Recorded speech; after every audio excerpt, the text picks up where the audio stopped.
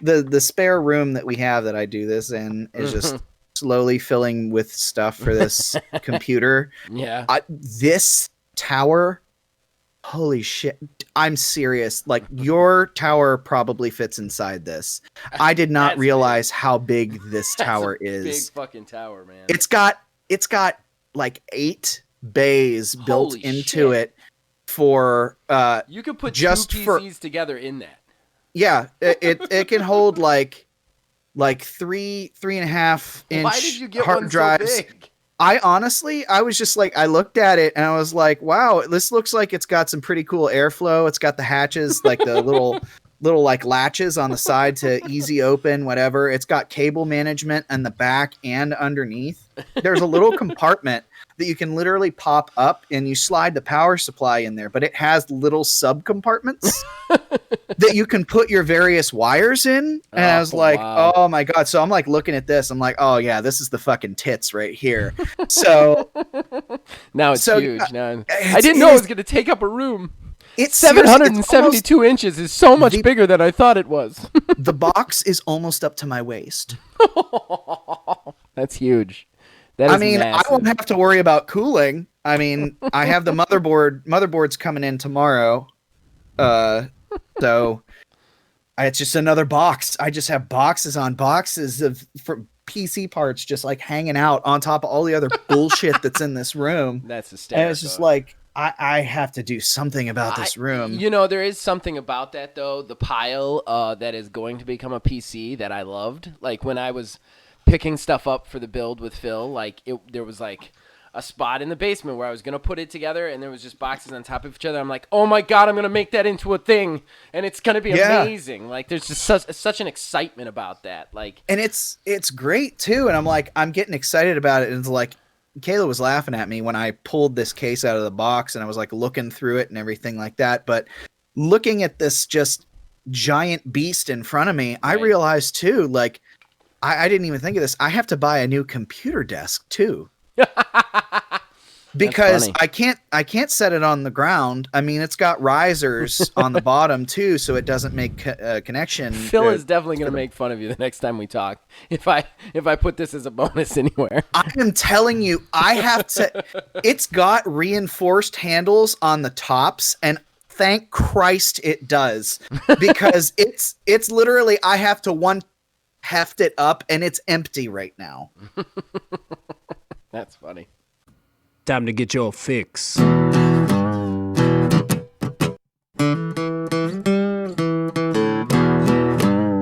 It's a horrible gaming podcast. It's not good, it's not great. Horrible gaming podcast. It's not even what you would call fair. It's really not that good.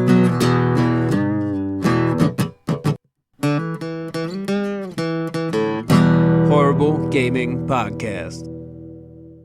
Hello, my name is Zachariah with Old Man Gaming. You have decided for whatever reason to tune into another Horrible Gaming Podcast. We're excited for the show tonight. It's going to be a fun one.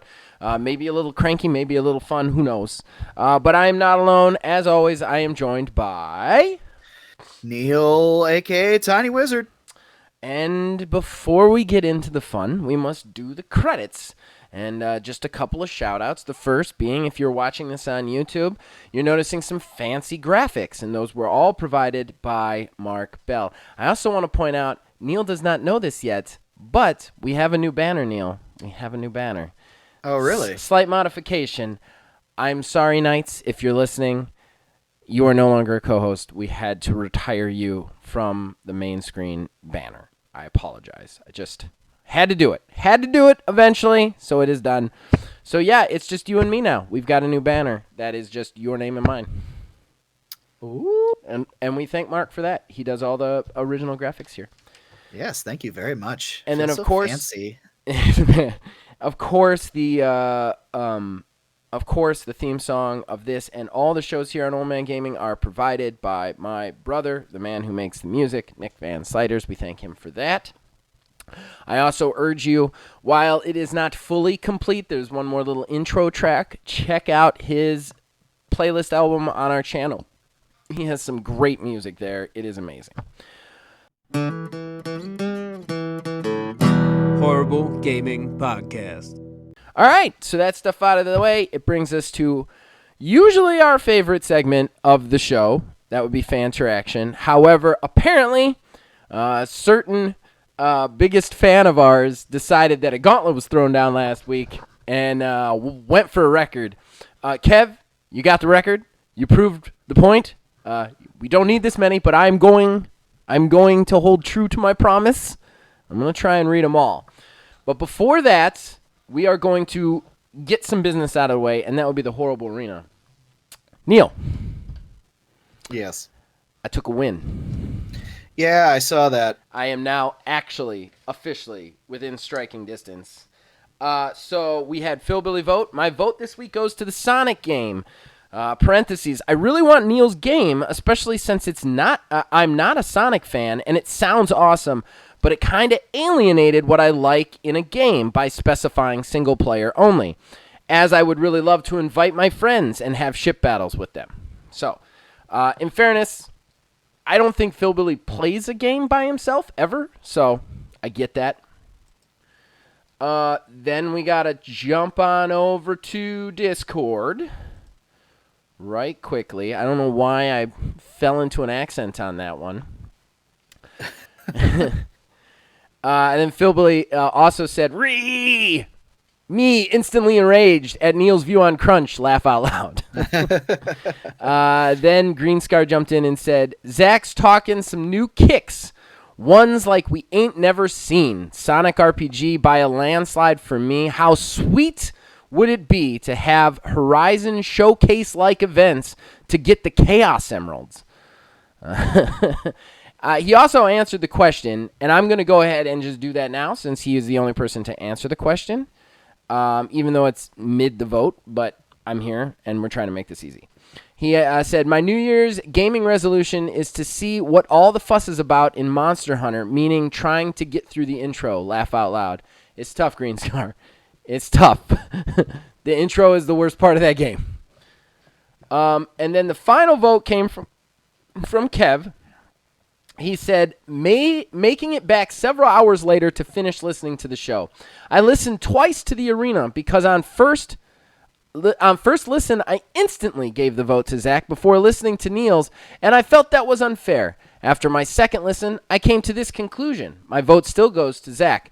I really want to play that RPG. It just hits the spot for me. I do want to watch someone play through Neil's game beginning to end because it sounded beautiful. So, I got the win, buddy. Yep.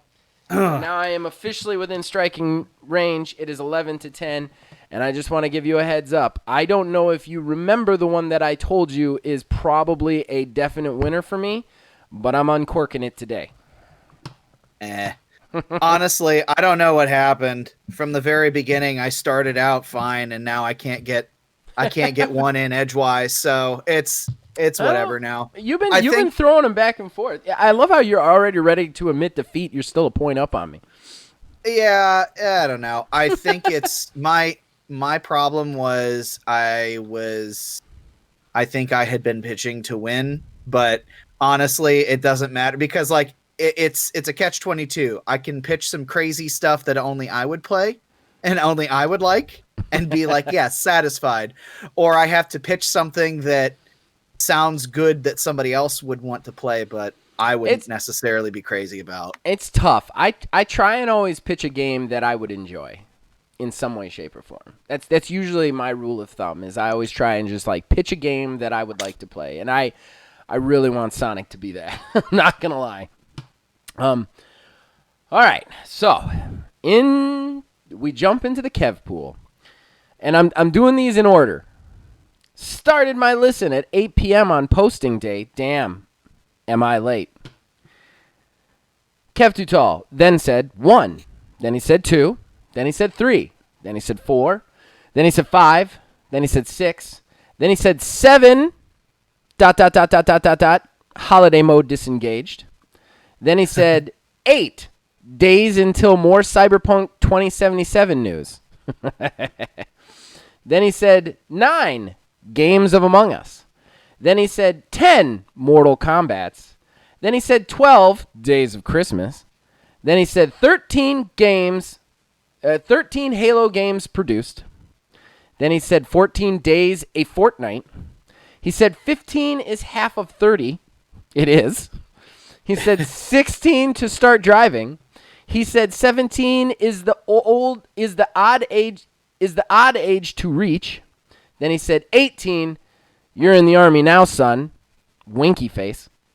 19 kinds of cookies. 20 double cheeseburgers. 21, bring the liquor. 22, pay the college debt off forever. Yeah, if you can do it by 22, I'm impressed. 23, join the rat race of life. 24, ways to make a game fail in 2021. 25, half-price games at GameStop. 26 is the best level of Tetris. 27 is the secret code for infinite mana. 28 makes the screen go black. 29 games will be delayed in 2021 more than once. Stop it, Kev. 30, the age you become sentient of how video games should be. 31, you realize you should be collecting these things. 32 is only 10 away from the real answer. 33, the number on your NASCAR hood when you fly like an eagle. 34, the rounds in your AK magazine in GoldenEye. 35 tracks in Mario Kart 8. 36% of Americans aged 50 and older play video games. 37% increased the game sales Q3 2020 over Q3 2019. 38, the number you want to see before DD. 39, the time you fear the 40. 40, the halfway mark through most of life. 41, the answer is right around the corner. 42 is the answer. 43 takes you from Streetsboro to Kent. 44 takes you from Ravenna to Mentor. 45 goes Warren to Madison. 46% is then your Halo life goes yellow. 47 was the challenge. 48, Monster Hunter Rise will be a blast. We'll talk about that tonight. 49, yes, we need Epic Sonic games, not made by Epic Games though. 50, games will never get a real return policy. We all wish, but it will never happen. 51, Zach is off his rocker. CDPR is not going to fold. GOG makes too much money. Then he's finally done with the numbering and goes, crunchy pizza crust is yummy. He then said, sadly, as good as unions are in theory, they all fail due to personal greed way too easy. Those in charge of running the union always end up ruining it. I tend to agree with that. And then finally, the post I read about the vote. And I just want to point out, Neil, our total time for the show so far is still 9 minutes. So I think I did a pretty good job getting through all that. Holy shit. Yeah. Kev, you win. I don't know what the contest was. You win it. You win it. You win all the money. Okay? All the money we don't actually have. But as usual, I do want to say, Kev, you are our biggest fan. You continue to be our biggest fan to the date. And even when sometimes it is disturbing the level of fandom you have, we appreciate it, man. You cannot not call it Kevteraction at this point. You know what? You That's literally the prize. can't. That's the prize for this episode and this episode only. It's Kevteraction. It's Kevteraction today. That's the prize. I'm going to admit one time and one time only that this was Kevteraction. Kevin, congratulations. I'm giving you the clap. You have defeated one of the most stubborn men I know, and that is me. Good job. Good job, buddy. Good job. Good job. So, Neil, what was your New Year's gaming resolution? Mine's kind of just like really just strange, I guess. I have been telling myself that I'm gonna play Bloodborne for a very long time now, and maybe I'm finally gonna do it. Well, that's an interesting one. Yeah, those games aren't. I've not really played any Souls-like games. I've heard that is the quote-unquote easiest of them, so I guess that's a good place to start. And I like that the idea of basically when you get hit, you have to hit back to get your health, basically. forcing you to be offensive rather than defensive. I Mm. like that idea because I always play games very defensively. Yeah, so So do I. it's gonna be that'll be interesting. I hope I can get around to doing that someday, one day, eventually. Okay. All right. Cool. All right. Well, I don't really have a gaming resolution. I know I asked the question. I don't have anything. Nothing at all. You know, Even if it's just you want to play something, like that's I mean, literally all mine was. It's like that's I have true. a game that I bought like 2 years ago, and I'm just That's looking true. at it. I do want to finish Horizon Zero Dawn. I'll do that. Ooh, that'll be a good one. If it fell, like, the purchasing of it fell in a weird place where I ended up getting a bunch of other things right after it, so I'm only about halfway through it. So I really want to play, and every time I go back to it, I have a lot of fun. And then when I sit down at the computer, I end up playing something else. So I want to try and finish that this year at some point, especially since there's really nothing coming out for a while. We're gonna definitely talk about that, I think. Yeah. But yeah. So all right, I think that just about does it for Fan Traction. Unless there's anything you want to add. I don't think so. All right, guys. We will be right back with our first talking point. Horrible Gaming Podcast. All right, so that brings us to our first talking point. And, this is a talking point that's been kind of on my mind for a couple of weeks. And since there isn't like there is a little big news, I don't really want to talk about that big news. I don't want to spend the whole show on that big news, so I would much rather talk about something else. And like I said, this has been on my mind for a few weeks. It's kind of something that's upset me. I really just want to bring it up on the podcast and discuss it. So there has been this laundry list of games releasing pre-order benefits and pre-order like package like stuff for pre-order without a release date. And like this never used to be a thing. I don't understand why more people aren't upset about it. You should not, there should not be any infrastructure for them taking your money without them being able to tell you when this game comes out. I mean, you're talking about, and granted, there can be a case to be made. I'm sorry, Neil, I'm going to go on a little rant here, and I'll switch it over to you right away. Zach, But you do not have to apologize for your rants. I honestly expect them and welcome them at this point. Just Okay. that way, Right. that way I know you're okay. Okay. So like, now I derailed myself on that one.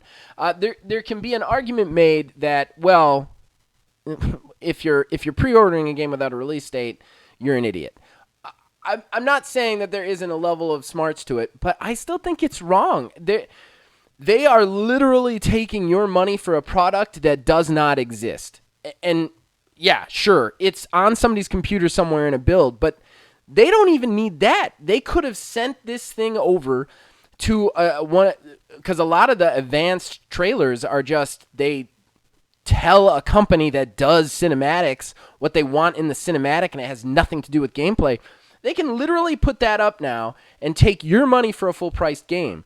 That game could never come out. The company could fold. Like, I am, and this is not an easy business to get refunds back.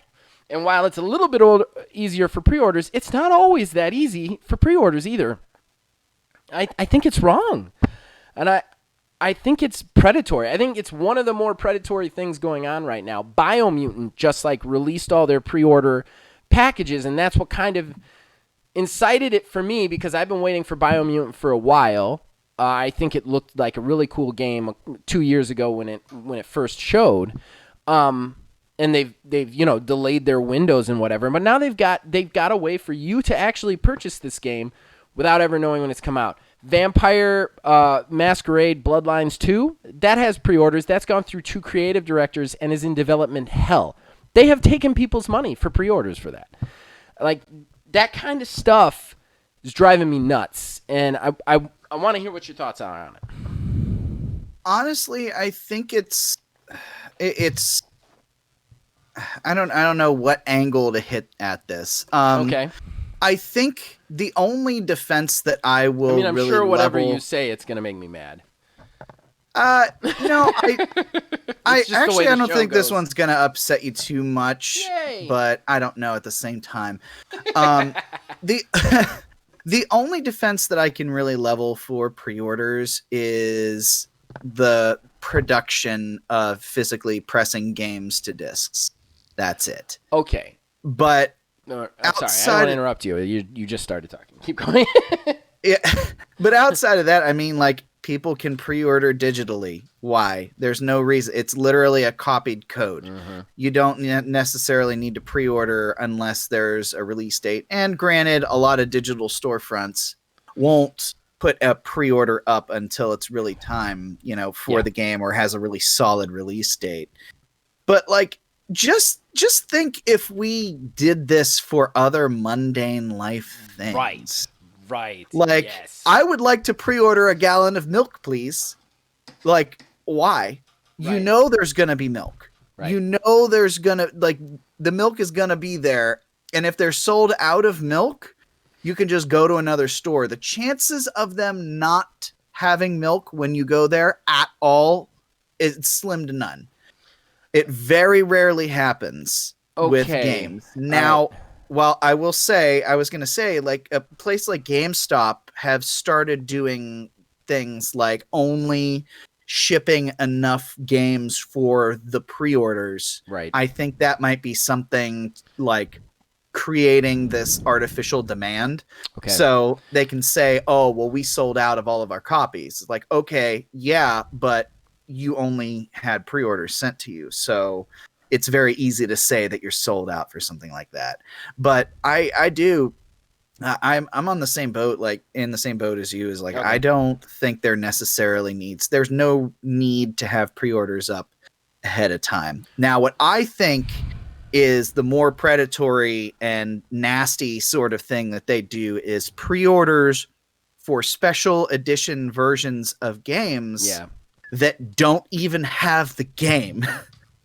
Oh yeah, There are pretty predatory. a lot of those, and there are people like they just use this pre-order to confuse people. Like, if you look back at Anthem's launch, if you pre-ordered with what service you pre-ordered, you can start playing the game on this day, but not that day. This, that, and the other thing. The advanced play is a little irritating as well. Yeah, and the deals that they have for, like, one of the Batman Arkham games had ridiculous amounts of skins for Batman across all the different versions of the game. And it's just like that. It's too much. It's unneeded. That serves more so the brick and mortar locations or the services than the game itself.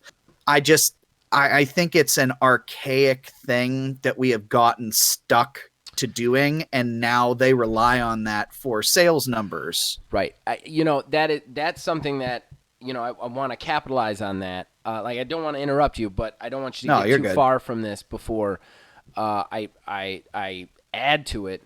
The video games industry is starting to feel like a Ponzi scheme. Like, and that's what bothers me, is everything is a promise. Like, you're always paying for a promise that never seems to get fulfilled. And that is something that's seriously irritating me. You said the milk analogy that you use, milk's going to be there, but like Scalebound. What if Scalebound had offered pre-orders to people? You know what I mean?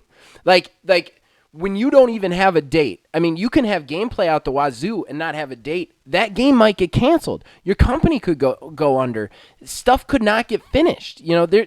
How many canceled games have we seen that come up or get leaked later? How many games that, like, we knew about and then all of a sudden they just weren't ever going to come out?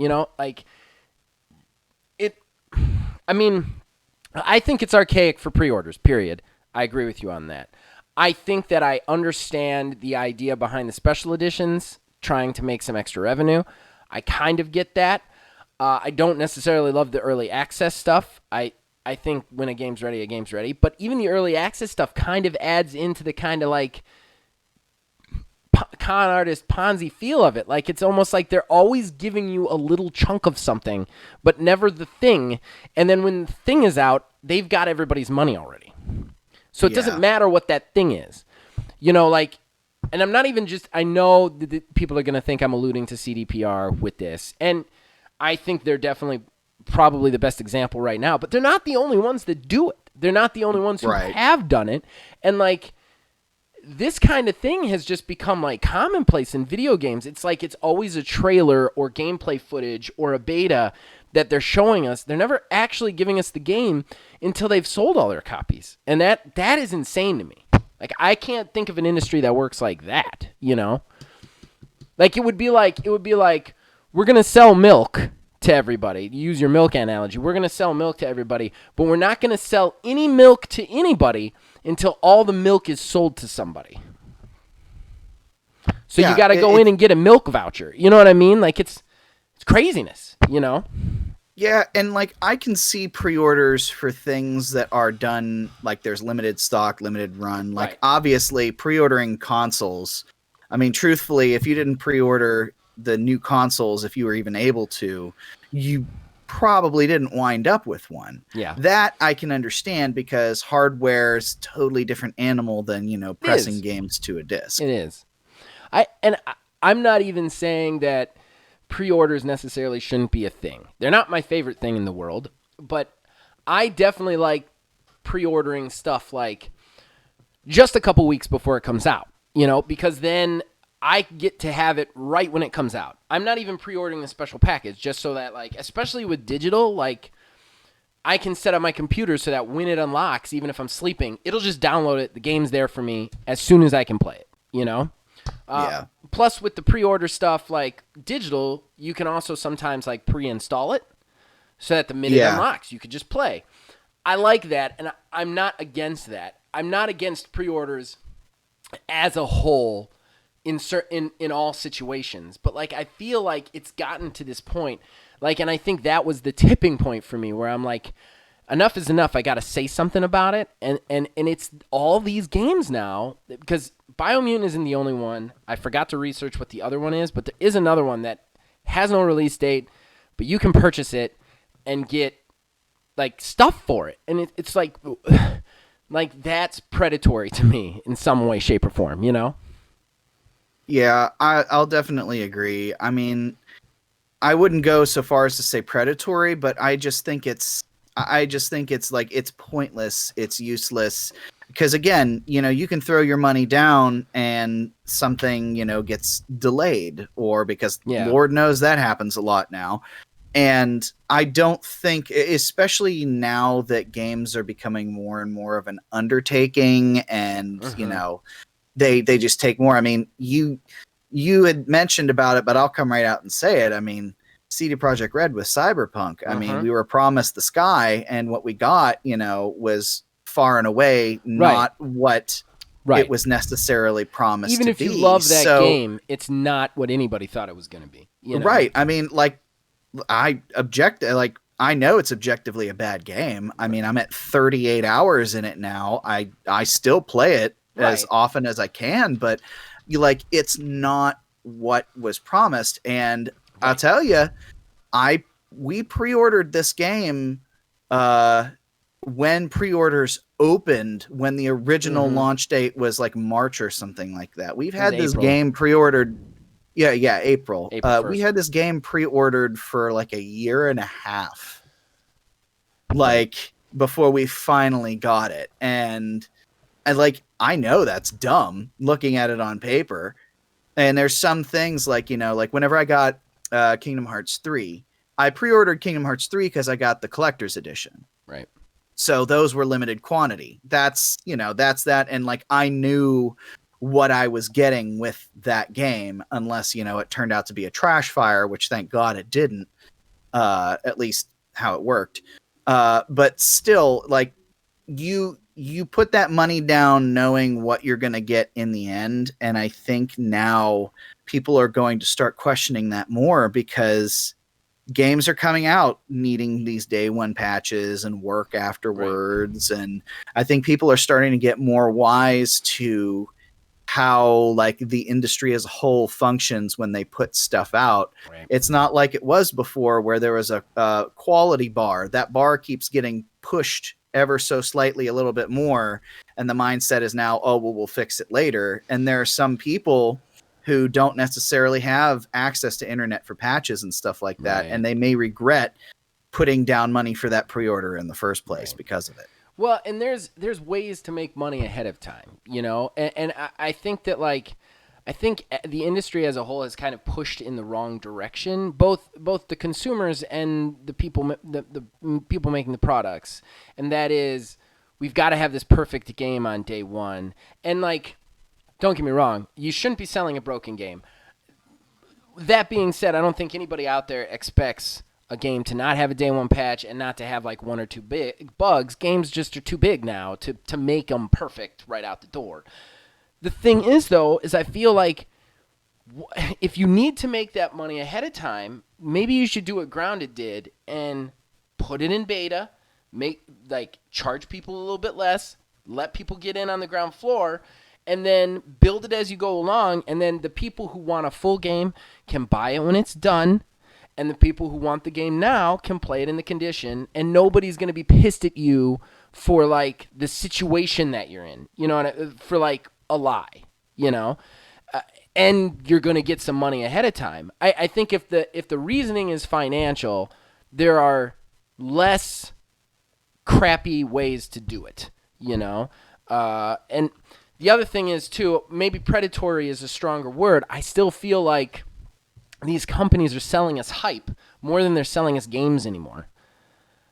I mean, yeah. And that's kind of driving me nuts. Like, that's really driving me nuts. Like, I'm going to buy the games. I'm a gamer. All the gamers out there are gamers. Like, I don't understand why you feel you need to lie to us about stuff. Like, well, you know, take Cyberpunk 2077. I hate to go back to it, but if CDPR had told me what that game was, and I'm not even talking about the buggy consoles, we can all agree that's atrocious and a nightmare. I'm talking about the PC version that works that I still don't like because they lied about what it is. If they had just told me what that game was, I still would have been excited about it. I still would have gone out and bought it, but I wouldn't have been pissed that it wasn't what it was, and I wouldn't be trying to get a refund out of them. You see what I'm saying? Like, I feel like companies, I don't know where it became acceptable or it became a good idea for them to lie to us to make money off us when they could make money off of us by telling the truth. I think that stems from all the companies having the basic understanding that a lot of people don't go and buy multiple $60 or now $70 games a month. They pretty much only buy one. One or two. So I think, one or two. I mean, I can't even remember the last time that I bought two in the same month, truthfully. I've bought two a couple of times, but that's usually because, like, it'll usually be because, like, 3 months have gone by without me buying games, and, like, the games that I want release within 2 weeks of each other, you know? Oh, you know what? I lied. Doom Eternal and Animal Crossing. There you go. But like I'll buy them. I also will tend to buy a lot of games right around holiday and my birthday because I have a lot of, like, gift cards and stuff to buy them with. But, like, I'll have huge, like, month-long patches where I don't buy something, but sometimes they release them together. I would say I average a game a month. Yeah.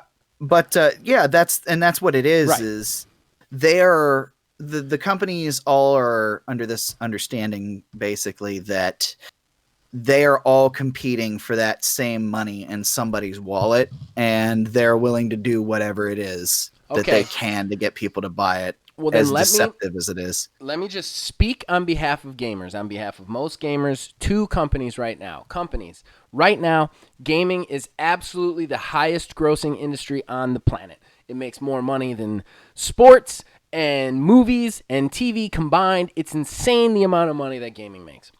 That means everybody's playing it. And I'm also going to tell you something else. Gamers like different things. There are different gamers for all different things. Your game has a market. So just tell us the truth up front, and the people who are going to play your game are going to play your game, and you're going to make plenty of money off of it. Stop competing with each other. Why does CDPR feel it needs to compete with anybody in December. They were the, you know what I mean? Like, they're the only game that's like that. Like, stop competing. Like, I would get it if you had a market share that was only so big and only going to collect so many people. Video gaming is the biggest. You know what I mean? Like, there is plenty to go around. The table has plenty of food. Pitch the game that you pitch, and the people who want to play your game, and there will be plenty, will show up and buy it. You know what I mean? But it would avoid these situations where tons of people who wouldn't want your game buy your game because they think it's something it's not, and then you get a bunch of bad press about it. I honestly have been a long time proponent, and I feel like as much as it would drag out development time and costs, I feel like all games, especially now in the age that we are in, should have a demo out and available that they can download. We were going to get to that in the odds and ends because I was going to bring that up. But you know what? We're here now, so let's just do it.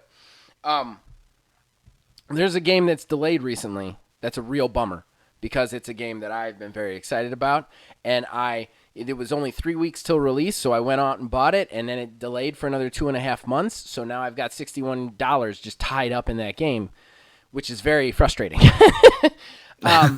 But aside from that, the good thing that came out of it is they decided, and 100%, you and me both know it's because of CDPR's shit that they did this.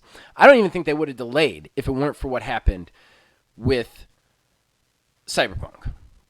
I don't even think we would have had to delay it. I think they saw what was going on with Cyberpunk. They were like, okay, we need to make absolutely sure this game is good.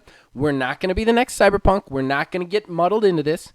And we're going to give everybody a demo a month ahead of time so that they can decide whether they like it or not. And that is amazing. I like that. I don't like the delay. My ideas on delays here have been well known for anybody who's listened to any podcast, but I love the demo, and I'm totally with you. You know, if you're not going to give us refunds, if we're going to be in an industry without refunds, every game should come with a demo. Give us all a freaking 12-hour demo that carries over our progress. Everybody would be happy. We wouldn't even need the refunds anymore, you know? I don't know about a 12-hour demo. Maybe like a 2-hour demo. It needs to be more than 2 hours if your game... Like, Cyberpunk had 2 hours of cutscenes in the beginning. It was a fucking 8-hour prologue. I mean, with that, though, they could easily, like...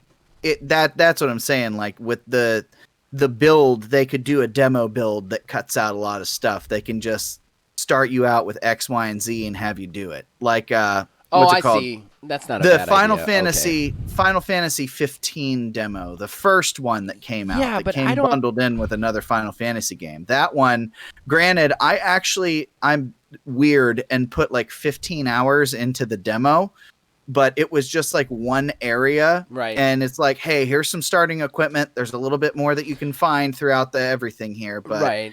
Here's an open area, do what you can, and that's what you get. The Monster Hunter Rise demo is like that as well. I don't necessarily love those, though, because I don't think that they give you a full scope of the game. On top of that, it feels like you're playing something that doesn't matter because none of your progress carries over. It's one thing that I like about the Outriders demo that is coming out is they've said, I don't know how many hours it is that's playable, but they said you'll be able to play every class, and any progress you make in the game, in the demo, carries over to the game. So, like, anything that happens in the demo you get to go over, that speaks my language. And the Monster Hunter Rise demo, we're going to talk about it later, so I don't want to get too into it. And even the demo you're talking about, sometimes they cut out the best features, you know, because they want to get you into the action. And that's something that I feel like just give us the game, but just the first little chunk of it and let us decide. But just have our progress carry over, you know? Yeah.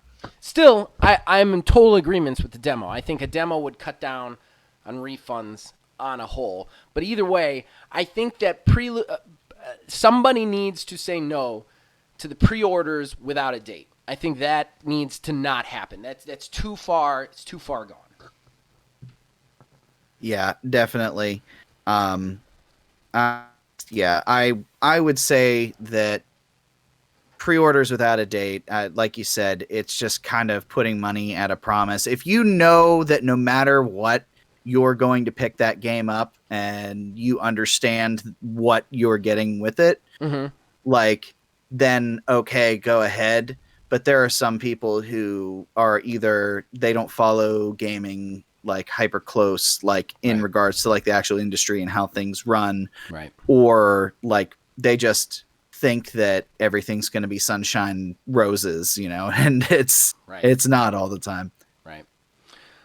All right. Well, I think we've covered this. We can move on if you're down. Sure. All right.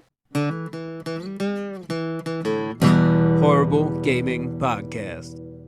All right, so that brings us to our second talking point. Yeah, we're actually doing one of those for once. Monster Hunter Rise. They came out with a big trailer. The game comes out March 26th, and they just launched a huge demo on the Switch. I have played it, and a tiny wizard actually jumped in and decided to play it. I actually have mixed feelings about it. So, first of all, though, Neil, this is your first Monster Hunter game. From what I understand, you didn't like it. Give me your experience, man. I promise not to judge you. Yeah, like you had said, like this is the first time I've ever played any Monster Hunter game, so I didn't necessarily even know what it was that I was getting myself into. Right. And I don't know if it is just the demo being the way that the demo is. The way that it's laid out doesn't necessarily show you, like, doesn't guide you to the tutorial right out of the gate. No, it doesn't. It's just, it wasn't until like I tried the first time I tried, it was like, I was looking at the classes, like, okay, I'll do the daggers or whatever it is, the two. It was like, that's my kind of MO. And I just kind of dropped right into it. And there's like 4 different bars up in the corner, and I'm like, what do these buttons do? I don't know what any of the buttons do. Right. And it's like, I get into fighting the thing and it's kicking my ass. It's like, oh, use a healing potion. How do I do that? And it's like, oh, well, you gotta put your weapon away first before you do anything. And it's like, you don't have just like a button to do the healing. Like, no, you got to put your stuff away first. And I'm like, that doesn't make sense. I'm like, okay, because it's very Dark Soulsy in that way. To me, it presents itself as an action-heavy game, which I'd say is fair to say. But I feel like there's a bit more menu navigation than I would like in that sort of thing. But again, like I said, like I didn't know what I was even getting myself into. Right. But after I just beefed it really hard the first time around, I'm like, is there anything like to learn how to play this thing? And then I found the tutorial, but the tutorial doesn't even tell you half the stuff that you're supposed to know. That's right. So I this demo and this game, we kind of briefly touched on it, I think, between segments. Yeah. I don't think that this is the way that one should start in the Monster Hunter, because like I immediately was just like, well, this is not for me, and uninstalled it. I gave it a fair shake. I gave it about an hour and 15 minutes or so. So I at least tried. I tried 2 of the different classes, but it was the same thing every time for me. Well, and again, I want to hammer this home, and I've said for a while I've wanted to do like a Led Astray special with you, and just you play Monster Hunter while I lead you through it one day, Monster Hunter World, because it really, like, Phil Billy will tell you the same thing, and Phil Billy is a huge Monster Hunter guy now, but you can actually see the first time Phil Billy plays Monster Hunter It's an old show. You got to look for it back in our playlist, but it's called Led Astray, where I would force Phil Billy to play games other than Borderlands. Now he plays all sorts of different games, but back then he didn't. And there's the first time he played, and he wasn't a huge fan of it. And I remember actually, like, he played it in the Led Astray. Then he played it with me, and it was like, okay, I don't know about this game, Zach. And then he played it with me again, and he was like, man, this game is not doing it for me. And I was like, you don't have to play it, man. It's okay. And he's like, this game is just not doing it. And then I was on it again, and he played it one more time with me, and then he was just in. Like, he got it. He pushed his chips in, and it's one of those games where if you're with it long enough, you're going to realize why it's amazing, but you got to stay with it long enough, and that's not always recommended. You know what I mean? Yeah. That aside, this is a terrible way for you to play Monster Hunter the first time. I feel like if you're going to play Monster Hunter the first time, you need to play Monster Hunter World, and you need to play it with somebody who loves Monster Hunter World so that they can explain everything to you in a way that's going to make you love it. You know what I mean? Yeah. Just before I let you get into it, I'll tell you one thing though that I know is a staple of this game series that I just infuriated me immediately in practice is the need to have to sharpen your weapon. That is the stupidest.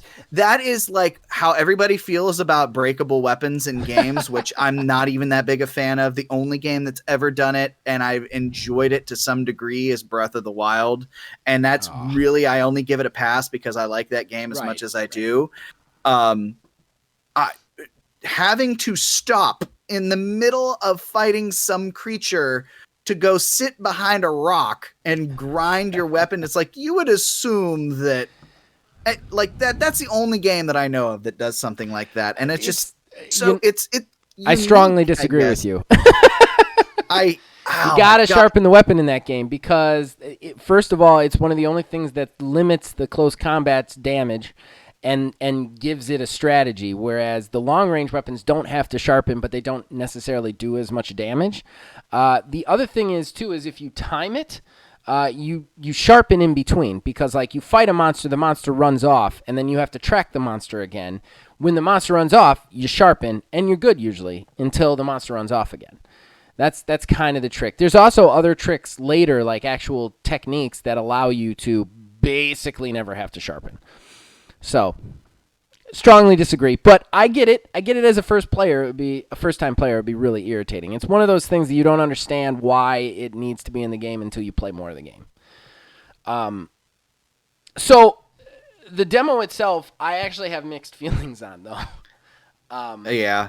There was a couple of things that they took out of this game, and maybe it'll make it into the actual thing. There's a lot left. First of all, one of the best parts of this game, Neil, is the builds. Is crafting weapons and building out your skills and your armor sets and all of that, and there's none of that in this demo. So you're not going to get to see any of that, and that is really half the game, you know? And in my opinion, kind of the fun part. So, like, that's kind of a thing that, like, you don't get from the demo. Then the other thing that bothers, which I get why that's not in a demo, you know what I mean? Like, yeah, I understand why you're not going to do crafting in a demo. You're just going to want to show them what the game is. But there's a big thing that was really cool about Monster Hunter World that they just don't have in this, and that is, like, tracking the monster isn't really a thing in this. In the other game, in Monster Hunter World, like I said, this is a demo. They might add this later. This might be in the full copy, and this is just the demo build of it. But in Monster Hunter World, you have these things called scout flies, which kind of highlight clues of where the monster is. And you have to actually, like, collect tracks and, you know, collect spots where it's moved and actually track the monster through the terrain. And that, I know that sounds boring, but at the same time, that's the thing that makes it feel epic. Well, not even just that. I don't think, like, again, like, the game is built a Monster Hunter. It's like you track down these animals and, you know, you kill them and do whatever, you know. Like, you literally, there's just a red arrow. This is go this way. Right. I'm like, and so that's something that bothered me. Really bothered me about this. Yeah, that's what really bothered me about this one. I think it was my biggest problem with this demo. I have one other big problem that I'm going to talk about, but and again, the scout flies might appear in Monster Hunter Rise in the game or whatever, but, like, I don't like that. And I know that previous Monster Hunters were probably a certain way, and Kev can speak to that, because Monster Hunter World, I played a lot of Monster Hunter World, but nothing before that. But, like, the best part about Monster Hunter World was the tracking. It made you feel like you had hunted this creature. It made it feel like an accomplishment, you know? Not just the fight and the takedown, but, like, figuring out where it is, figuring out how it moves, figuring out where it moves through the world and what it does. Like, you can find where it sleeps and where it eats and where it, like, itches itself on a tree. Like, you can find all that in Monster Hunter World. That's one of the cool things about it, is you can learn about them, you know? You can figure out what other monsters it hates, what other monsters it doesn't care about.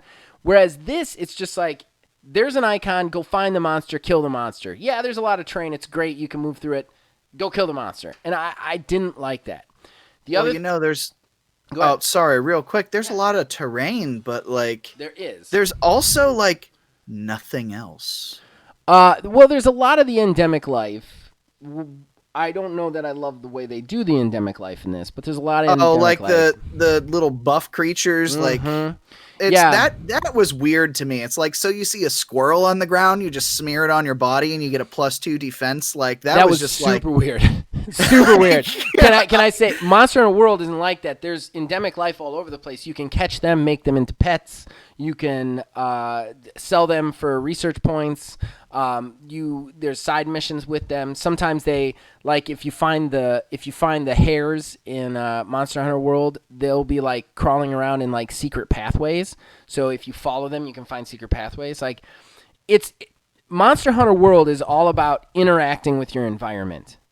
You know, like, there's this environment, this massive environment that you interact with to hunt the monsters, obviously, but you interact with the environment. This didn't feel like that. It felt like a level, and I didn't like that. And the endemic life, like the picking up a turtle, and then when I put the turtle down, it creates a mist of healing. Like, that was very strange to me. Like, I don't know why that was that way. The other thing I didn't like was the mounting system in this is nightmarish, and it's completely different from any other Monster Hunter I've ever seen, and I hate it because it ruins my favorite weapon, number one. But number two, I don't know, it was just unruly and silly, and I didn't understand why they did that at all. On the other side of things, since we've bashed it a bit, and I don't want to bash it only because I'm still going to purchase it. On the other side of things, I got to play Monster Hunter while I was sitting in my chair, and my kid was falling asleep, you know? Like, I understand that they're going to have to strip stuff down. It's not going to be Monster Hunter World, so there's some give and take there. The things that they've cut, I'm not super excited about, but, like, it's still, I get to play Monster Hunter World just sitting in a chair, you know what I mean? Or in a car or wherever, I get to play Monster Hunter, which is pretty freaking awesome in my opinion. Yeah. I don't know. Like I said, the Switch, what gets me is the Switch always, while it was never really explicitly said, it always feels like a baby's first console sort of deal. Yeah. So, like, a lot of kids will have Switches like as their first consoles right out of the gate. Mm-hmm. And something like Monster Hunter, if little Timmy walks into a store and picks out a game and they pick up Monster Hunter, like, that is a lot. I'm not going to disagree with you, but on the other side of that, every Monster Hunter fan, every true Monster Hunter fan is going to go out and buy a Switch for this game. And that's what they're trying to get. I mean, sure. Yeah, I'm just saying, like... I don't even think this is marketed to Timmy. I think this is bringing in a whole new group of people to Switch. You know? Yeah, I don't know. Going back to kind of how we started everything is... I just got a different vibe from it than what it looked like it was. Right. But I can't necessarily hold that against the game because that's, like I said, like it's the first time I ever played a Monster Hunter game. And so. I appreciate you played it and tried it for the segment. I think I think sometime you should play Monster Hunter World and just sit down with me and we take 2 hours and you play Monster Hunter World. Because I think you would have a better, even if you didn't like the game, you'd have a better experience with it than something like this. I think in a lot of ways this demo was directly targeting the Monster Hunter diehards. And I think, again, that goes to what I was saying before, is that they're not trying, this is for the opposite side. This is to bring more adult players in. They want the Monster Hunter fans in there. And they already have a Monster Hunter game on Switch, and from what I understand, that game is much more similar to this one than World is in a lot of ways. So there's that. I don't know. There's, like I said, I like it. I'm gonna get it. I'm gonna play it. It will be more Monster Hunter, even if it's stripped down. It just, to me, it felt like the arcadey little brother of Monster Hunter World. Like, there was a lot of similarities, but at the same time, it's just it's much more fast too. Like, health goes down way quicker, both for you and the monster. Like, the hunts aren't as longer. I don't know. There's just like I said, I still liked it. I still enjoyed it. It was a little bit disappointing for me, just because, I mean, and some of it could be they truly nerfed my favorite weapon. Like, it is nearly useless right now compared to everything else. So I'm a little bit irritated about that. But yeah, so nonetheless, it's going till February 1st. You get to play up to 30 missions in it, but guys, gals, anybody playing that game, if you want to play more than 30 missions, just delete your save data for it and then reinstall it, and you get another 30.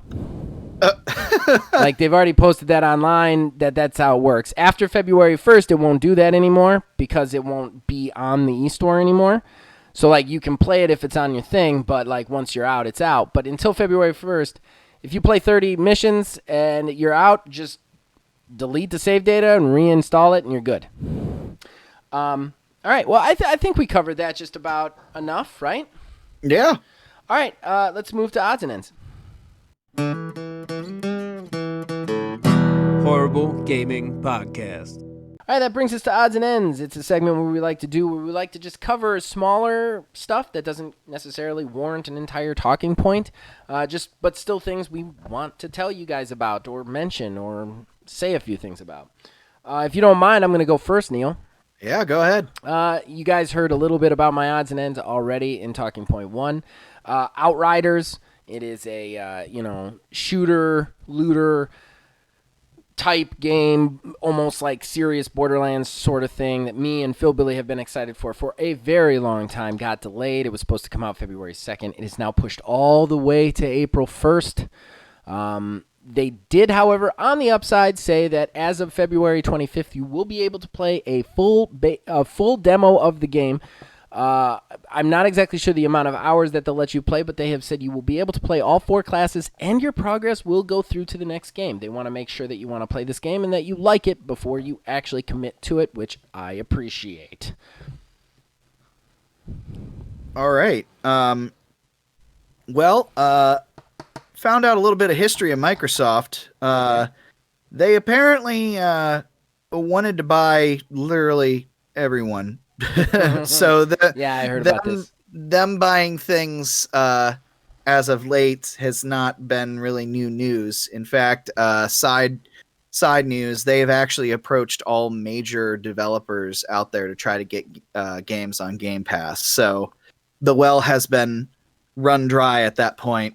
So we'll see what all the fruits of that brings. But apparently, Microsoft also tried to buy Nintendo like 20 years ago, and Nintendo just like kind of laughed at them through the whole meeting. Well, that's fair. I thought that was funny. I don't know what Microsoft.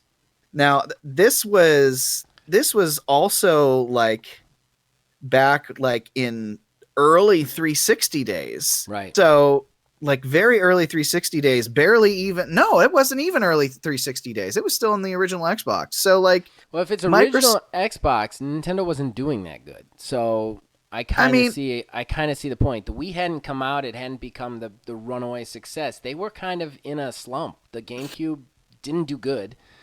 Like, they weren't making a lot of money. I kind of get the offer. But at the same time, like Microsoft, who like, they're on their very first console and they're like, yeah, we're console manufacturers now and we're going to buy Nintendo. Like, well, and I get that. I do think that like probably part of their pitch was just think of like, if you put your games on our amazing console, Sony wouldn't stand a chance, you know? And I think this was also the point too, that Nintendo was starting to really transition to that. We don't care what the other consoles are doing sort of thing. So I think it was very much wrong place, wrong time too. Well, yeah, but you don't know until you take a shot, you know? Yeah. I mean, I'm not gonna fault them the shot, especially if like they were probably just doing okay because of Halo, and Nintendo wasn't doing great. I mean, I get it. Yeah. Okay, my next one, Tenchu Stealth Assassins. Probably nobody listening to this podcast remembers it. Well, maybe my brother. The creator of that wants to make a new game really, really badly. He does not think that it will happen anytime soon, but he just put it out there that he really wants to put it through. In actuality, Sekiro, Shadows Die Twice, Yeah. was supposed to be a new Tenchu game, but it got kind of like changed hands. So From Software actually has kind of the Tenchu license in a way. So it's kind of in kind of like a development between license thing. But I'd love to see a new Tenchu Stealth Assassins in next gen. That was a really awesome PlayStation game that me and my brother enjoyed the crap out of. Yeah, I never played, but I know the name, and I do remember when the Sekiro teaser originally came out, a lot of people did think it was a new Tenchu game. Well, and it came out later that it actually was supposed to be, that it started in development with the original Tenchu creator. And somewhere along the line, they were like, okay, we're just going to make this another thing now. Yeah. So, your next one? Well, going back to Microsoft, just a little side piece of information, too, I thought it was very interesting. Apparently, Microsoft also tore down a PS2 and used it as reference when building the original Xbox. So the original Xbox was inspired by a PlayStation 2 design-wise, to some degree, I guess. Right. But they reverse engineered it, and I thought that's very interesting. That is interesting. I mean, if it ain't broke in a lot of ways, you know? Yeah. Next Level, the development company that brought you Mario Strikers and Luigi's Mansion. Did you know they're not actually a first-party company? Well, they weren't. They are now. So you did have one that was mine. No, I had only heard about that one. Yeah, I just didn't put it on my list. I guess it's not finalized, but it's all but like ink is dried sort of situation. Like they're just working out the details, but they are about to be owned by Nintendo.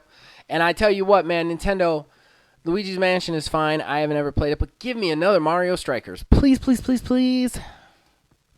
I have that game downstairs for the Wii. I don't think I've ever played it. You're a crazy person. You should play it. It's fun. I love that game. Well, to move away from Microsoft news, Cyberpunk is hemorrhaging players. Apparently 80%. Can't imagine why. Apparently 80% of the Steam player base is already gone, and now I must feel like this must be what it feels like whenever live service games come out that aren't really necessarily up to snuff, and it's like, but I like it. But I like it. Well, and nobody faults you for liking it, but like it's not what was promised, and they're paying for it, I think. I will say I'm still mad at them because they sent me, the sons of bitches had the audacity to send me a reply email after their form would not actually let me fill it out for a refund. So they got another earful in my emails. I'll tell you that right now. So I'm going to assume that you are just not getting your refund. I am guessing not, but I'm going to tell you right now, and I had already guessed not, because... So first of all, Cyberpunk did announce that everybody who wants a refund should get one regardless of whatever. So like I wasn't going to do anything because I asked for a refund through Steam. Steam said I was over 2 hours, so I couldn't get one, so I just let it go. They said that, so I went to their help me refund whatever, and I sent them a letter. I sent them I did a whole lot of work on it. It took me an hour to prepare. I told them every grievance I had, every way that I felt that they had lied to me, all the bugs that I had encountered, everything that I was let down by. And I cited it all and sent them to them. And I even told them about the whole 7 hours on Steam, 2 hours, which they only have 2 hours. I said the whole thing to them. They sent me back a reply that said, go here and fill out this form. I went there to fill out the form. First question on the form is, what did you buy this on? I say PC. It redirects you to Steam. Ugh. Yeah. So fuck a whole lot of you, CDPR. So at that point, I just let it go. I was like, okay, this is how you're going to play it. Whatever. You lied to me. I'm not going to fight with you all day long. They sent me an email 2 days ago saying, hey, we noticed you hadn't filled out the form yet. I was like, you motherfuckers. So I literally, I just wrote another whole thing, and I didn't cite everything again. I was like, I cited all my grievances in the first email. If you need me to rewrite that, I will. You are liars. You have not given me my money back. I want a refund. If you are going to give me a refund, please give me a refund. Otherwise, leave me alone, you know? So, I don't know. But yeah, anytime they keep sending me an email, they're going to keep that. I don't care where that email is going. It's getting sent to them. Screaming into the void. Yeah, I mean, if that's what it is, that's what it is. That's the only email they've given out to get in touch with them. I blasted them on Twitter about it. Yeah. But, like, that's it. Those are the 2 places you can talk to them. They just ignored my post on Twitter. So my next one's a little bit sad. The Tetris champion, Janis Neubauer, I hope I didn't pronounce his name wrong, died at 39 of crazy, out-of-nowhere health complications. They haven't said what it is, but just like 39, he dropped dead. And everybody's very sad about it. The Tetris Association's bummed. Like, nobody's happy about this. And nobody should be. He's a 7-time Tetris world champion. And I know probably most of our listeners don't know that. And honestly, I didn't know that beforehand, but I took the time to read the story just because it sucks. This dude died at 39, and he accomplished something amazing in gaming, and I just wanted to know about it, you know? I'll tell you, I saw that story, and it just so happens that, totally unrelated, I had seen a video of one of the Tetris championships where he was in the finals. Oh, wow. And I'll tell you, like, I'm a fan of Tetris. I'm decent at it. Those guys who do it professionally, it's like, oh my God, like my brain hurts trying to think of how fast they have to be and the strategy they have to be for it. So I will say it's just stacking blocks, sure, but there's a lot more to it than just that. And that guy was good at it. Yeah, he was. All right, your next one. All right. So Guerrilla Games has actually retired the Killzone.com website. Yeah, I saw this. Yeah, which is leading many to believe that they will not be making Killzone games at all anymore and strictly doing Horizon games.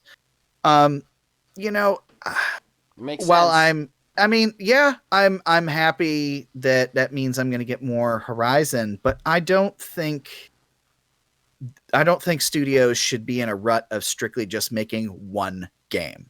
Like, different types of games within the same, like how Rockstar does, like Grand Theft Auto, Red Dead, and everything like that. Guerrilla, outside of Killzone, they only had Horizon, and I had thought that after the second Horizon, they were going to maybe go back to that Killzone well.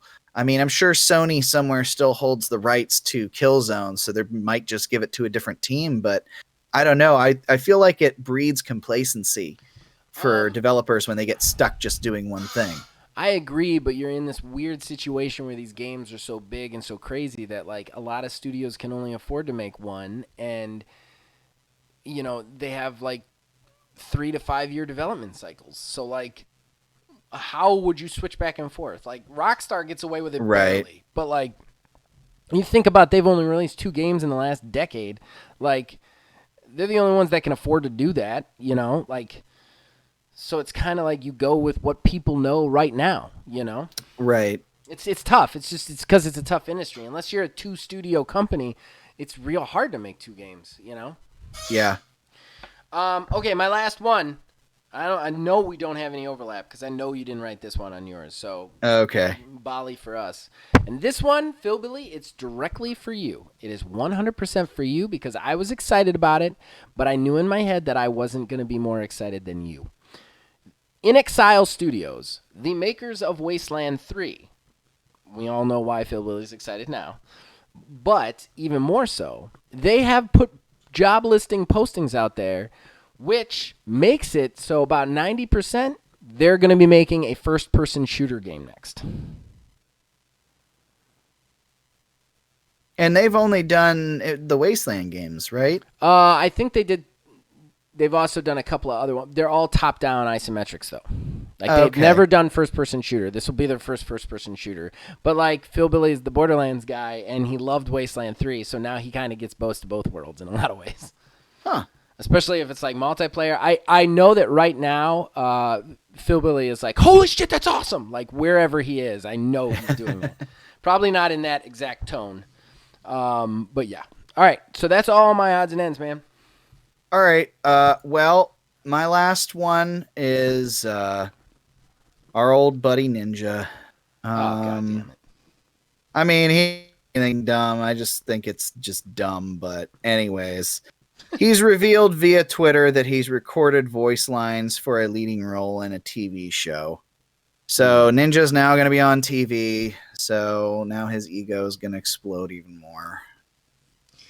Yeah. Yeah, I was about to say, we all know my feelings on Ninja. Like... I was glad when he was kicked out first on Masked Singer that season he was on. I don't even know like what possessed him in the first place. I hate people who just they decide that like they get power and they don't realize like what they're doing. Like that the entire industry in a lot of ways like rests on their shoulders, but they treat it like it's their own personal plaything, you know? Yeah. It's very frustrating. But all right, so that's it for odds and ends. You want to go to Horrible Arena? Sure. All right.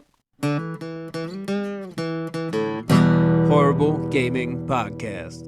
All right, so that brings us to the main event, the moment you've all been waiting for, the Horrible Arena. What is the Horrible Arena? If you have never watched or listened, well, first of all, please watch or listen more. We're just two poor dudes trying to make it in a podcast gaming world. But if you haven't, what it is the two co-hosts of the show, myself and Neil, we are going to pitch you guys a video game. We're going to do this based on pre-existing criteria that if we have a guest, they pick the week before, or if we are alone, we take turns picking so that everything's above board. Now, we're going to pick you the developer, we're going to pitch you the developer, we're going to pitch you the title of it, and we're going to pitch you what it is. And then you guys get to go to all the places and decide what you're going to spend your hard-earned money on. Now, the pre-existing criteria was take an IP and give it to somebody else. So an IP currently with one company, give it to a different company and pitch the game that they would make with that IP. So, that being said, the Quantum Coin has been tossed. Neil, you are the winner of the flip. Sir, you may take it away.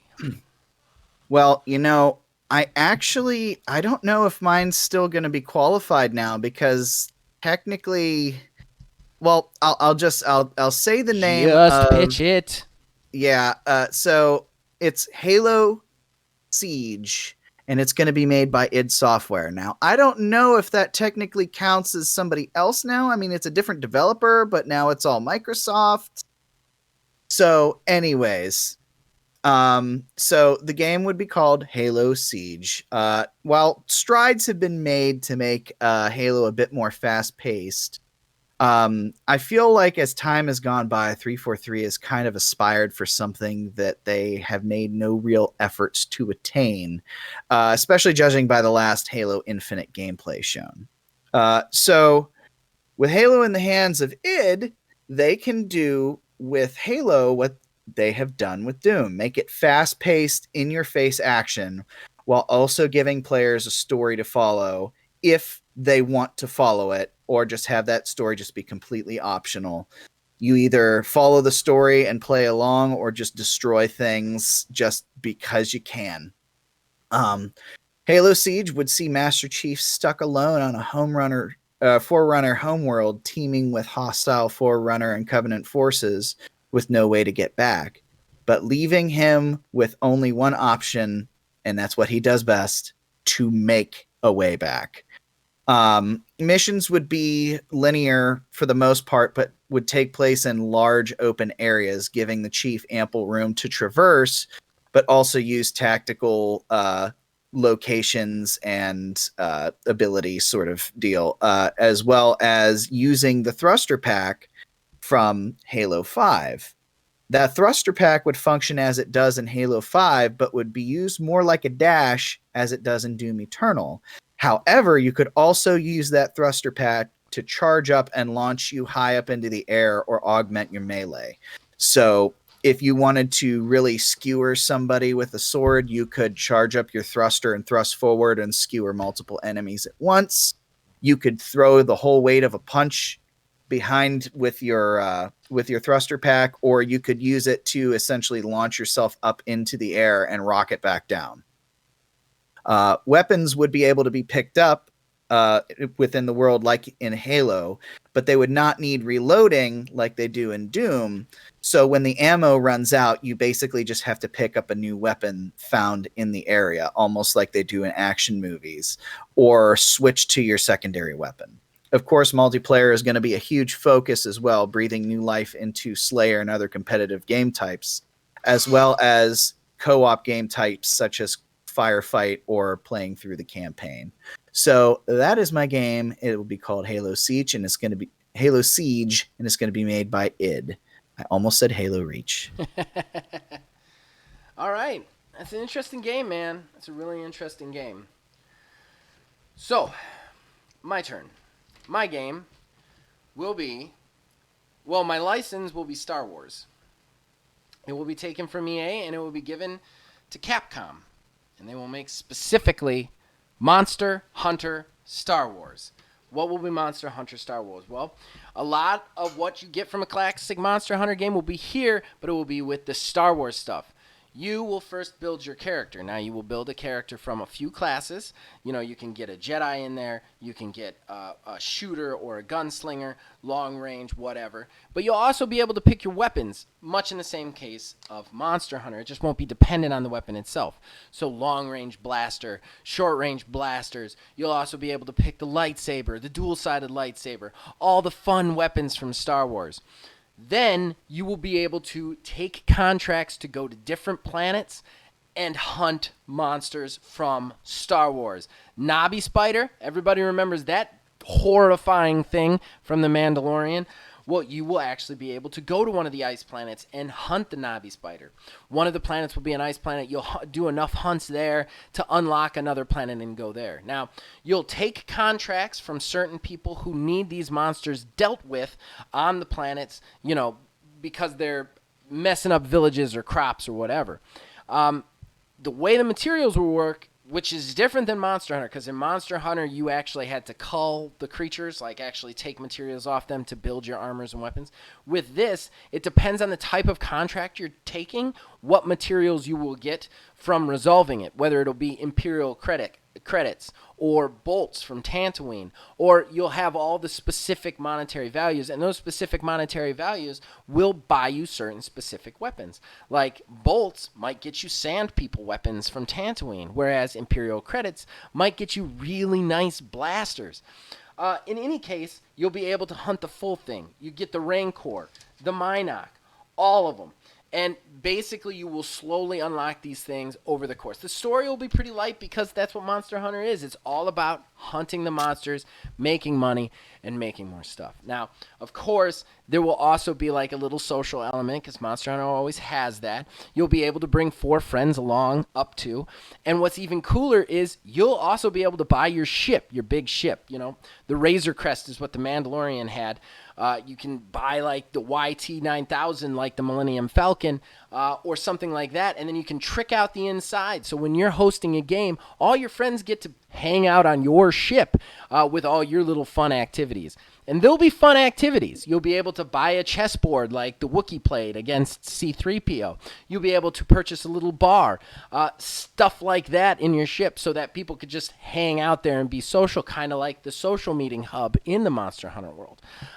So that's my game. It is Project Monster Hunter World Star Wars, and that is taking on Project Halo Siege. Guys, it's not up to us, though. It's up to you guys. You get to go to all the places and vote that we're about to say in just a second. Horrible Gaming Podcast. That brings us to the end of the show and the shameless self-promotion that it brings. Neil, you got anything special to promote this week? Well, nothing special necessarily, but Halo Infinite Road is out there. Halo Infinite War, that was fun. And I guess we can kind of put a call out there to people who want to get in on that the next time we do it. I mean, it's going to be a little bit, but Halo 2 multiplayer. So that's their an OG classic. Yeah. But we're gonna have a couple months before we outside do of it. that, I think Phil I mean, Billy already yeah, it's got gonna two be a people while. in. Yeah, Phil Billy already got 2 people in. I'm gonna go ahead and up the ante on that though, because Halo Infinite Road Season 1 finale is this Thursday. If you are listening to this on YouTube, it is tomorrow. If you are listening to this on podcast, it is 2 days from now. The finale for Season 1, we take on the final part of the Maw, and it is ridiculous, as usual. Yes, memories. Yeah, it's a lot of fun. I love doing that show. I want to go ahead and add that Godfall 330 has come back. The second season is real short, though. It's only 4 episodes because we just there was not as much content in the second world as we thought there was. So we just ate it up in a night. So season 2 will be the next 4 weeks, next 3 weeks. The first episode's already out, but that's back. I urge everybody to see it. I urge everybody to go see Halo Infinite War. It is a weird show to say the least because it's a 6-person multiplayer game and you only get to see it from my point of view, but it is funny. I laughed through the whole first one. I was giggling the entire time. It was a lot of fun to watch. And the guys who did it with us were a lot of fun. I do want to give a quick shout out to them, Filthy Phil, Kev Tutal, and Sage. Thank you guys for joining us on that. And as far as the rest of everything, guys, check out everything we have to offer here. I do want to just point out,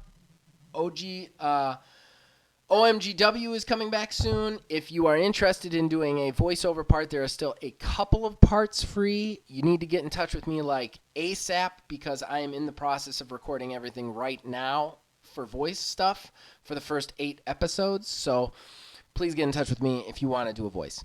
Other than that, guys, you can check out everything the channel has to offer here.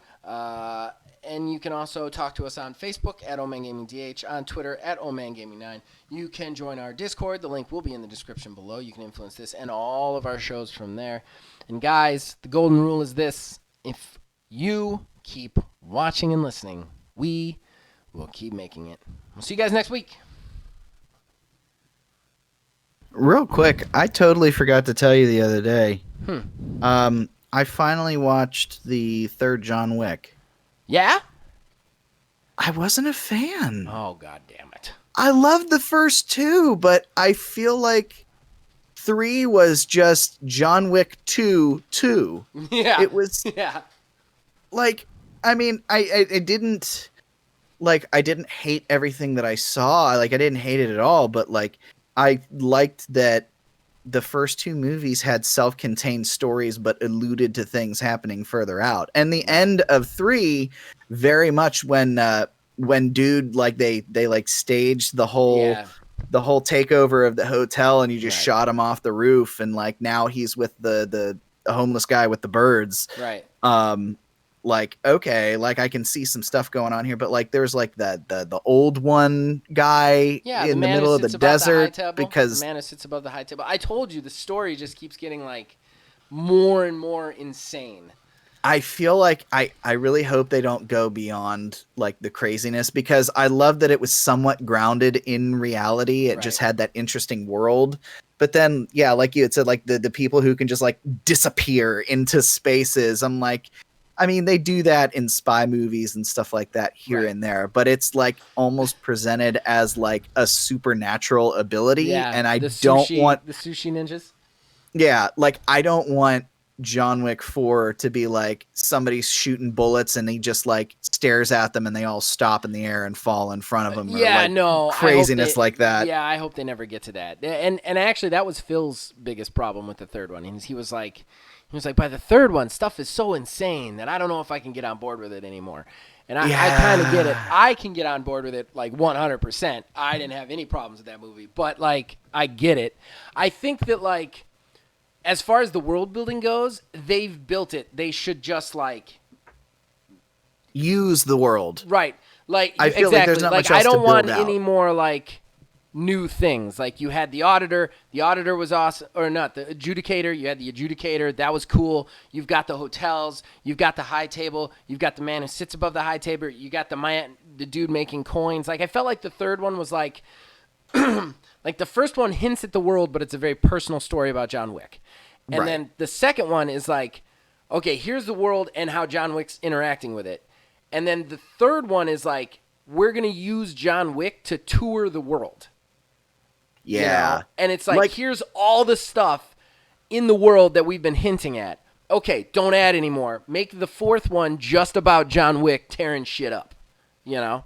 Well, I mean, we already know what the fourth one is going to be. It's going to be a full-on war, which is like, okay. Yeah. But like, at this point too, like, you've not seen the high table, so like there's the whole high table that's gonna be a seen thing. The high table. Well, you technically saw one person out of it, Yeah. I guess, but still, like they said there's like 12, so there's 11 other dudes and like And a whole ladies. organization. It's actually every crime thing that you can think of is what it is. So it's like the Italian mob, the Bratva, the Triads, the Yakuza. Like, that's what the high table is.